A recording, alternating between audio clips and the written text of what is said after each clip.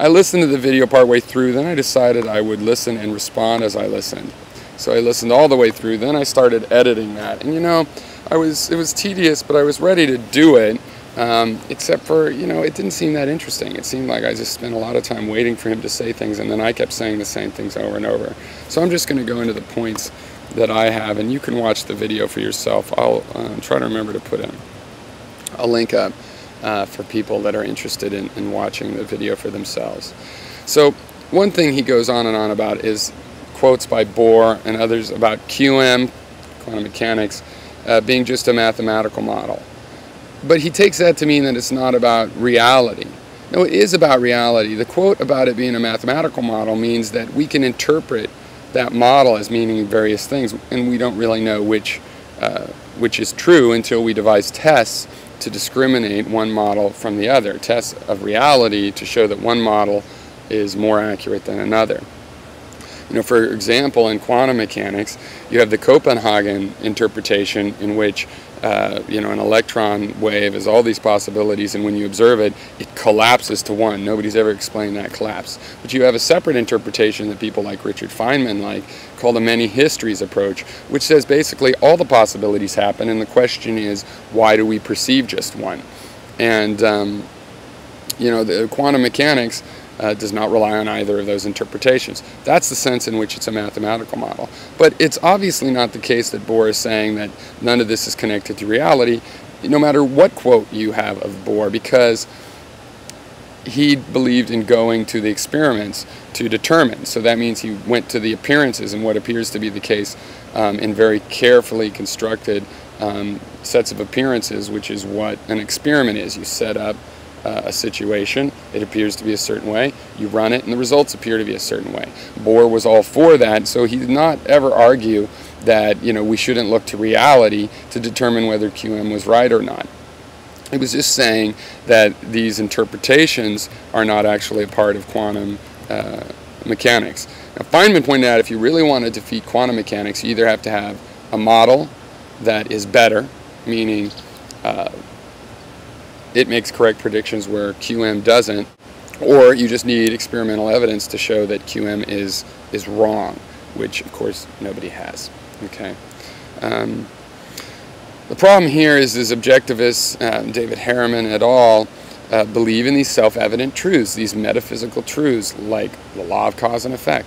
And there is no such thing in physics. There is no self-evident truth. Okay. The law of cause and effect is not self-evident. It is to be established or denied by looking to reality. The law of cause and effect, as we understand it, is just a theory. And basically, what they've lost is not the whole concept of cause and effect. They've lost the concept of one set of causes leads to one effects. As I've said before, quantum mechanics reestablishes the idea that one cause can lead to multiple effects, that I can flip a coin and it can come up heads or tails. That's one cause with multiple effects. That's not the kind of cause and effect a lot of these deterministic types want. Too bad. Reality wins, okay? You've got to change your sense of cause and effect somehow. Maybe not the way I've said. Maybe there's a way to regain the idea that there is just one effect. For example, if the effect is complex, the many histories approach says if I flip a coin, it comes up heads and tails. I only see the heads or I only see the tails, but it's really coming up both. That regains a little bit of that old flavor of cause and effect, right? Because everything that's possible, that's a possible result of a single set of causes occurs.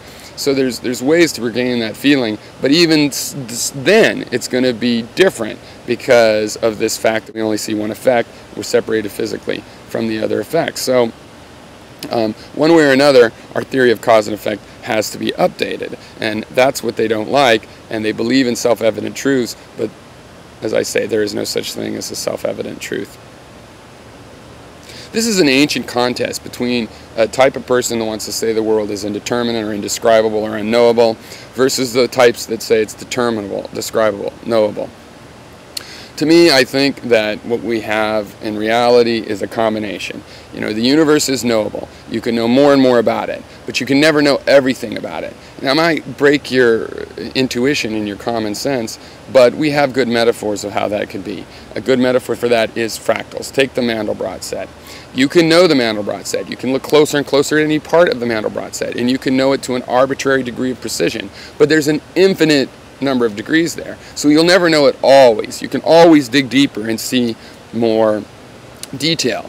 On the other hand, you know, if you scale all the way out and see the whole Mandelbrot set, you can characterize that shape, and you will be correct. It will be correct. That is the shape of the Mandelbrot set at that scale. It's just that there's more detail, so you can look in further. And that's what I believe about nature. And to me, it makes sense, because otherwise you're saying there's going to get a point where the brain cannot analyze anymore. And I think you can always analyze more. So you have the results of a previous analysis, you can analyze those results. That's never going to stop. There's always going to be more detail when you break down, just like fractal.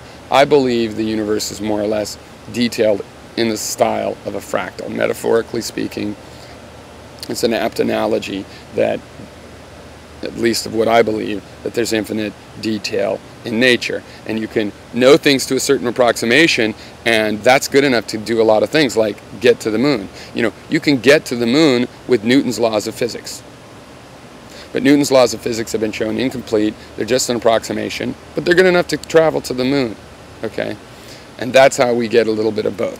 We get to determine some things, like how to get to the moon, but we don't actually have all the facts. We haven't actually determined everything. We've just determined enough of what we need. Harriman is basically saying that a belief in deterministic ideas in classical cause and effect is the root of science, but no, it's skepticism.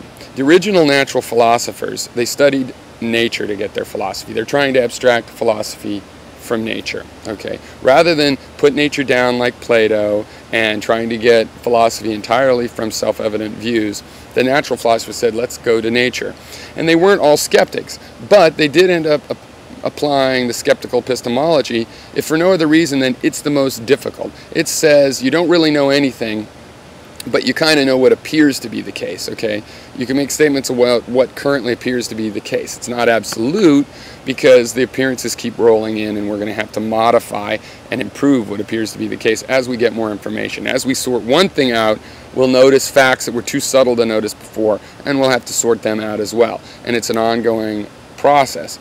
So they ended up using a skeptical epistemology, and they did that a long time ago. And that's why, even though Newton's laws lived for hundreds of years, eventually this process of going back to the world for appearances, which was required from the skeptical epistemology, beat out the dogmatism of the classical model. Okay, now when that classical model was destroyed philosophically, even though it was an apt approximation to a certain degree, you know, Newton's laws are correct to a certain degree, they realized two things. Okay, one, the new model, which is called the standard model, that's quantum mechanics and relativity together, would also someday be proven wrong. And so they also realized they'd gotten burned on making a lot of philosophical conclusions from the last one. So now, as Harriman points out, physicists are very hesitant to make a philosophical statement. It's very hard to get them to make a philosophical statement in writing.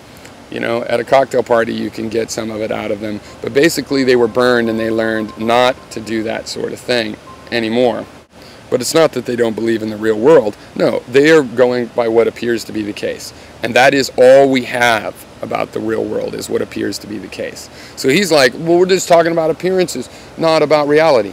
Reality is defined in terms of appearances. So they are still talking about reality. What appears to be the case is our reality. Some people don't like that because they're like, oh, really? So it appears you're the best person in the world, and so you are? I'm talking about honest appearances, you know. If it really appeared you were the best person in the world, then fine, but I don't think the definition of best really facilitates that appearance, and certainly not for other people. So yeah, what honestly appears to be the case is all you know of reality, okay? And that's what the physicists and Bohr and the rest of them have focused in on. It's like, hey, listen, all we really know is what appears to be the case.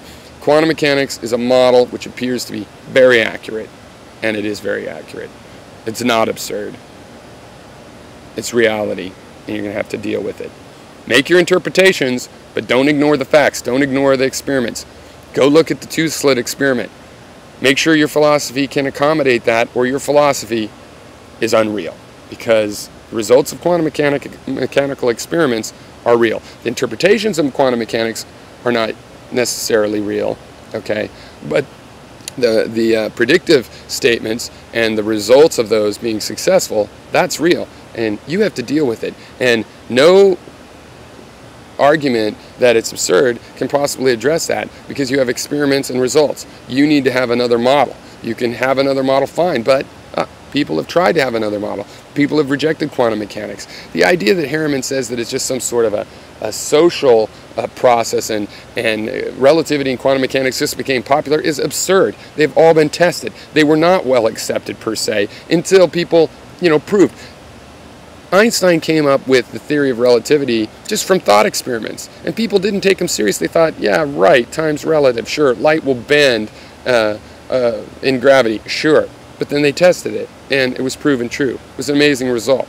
And that's how people got on board with Einstein, because his model turned out to be confirmable. Cheers.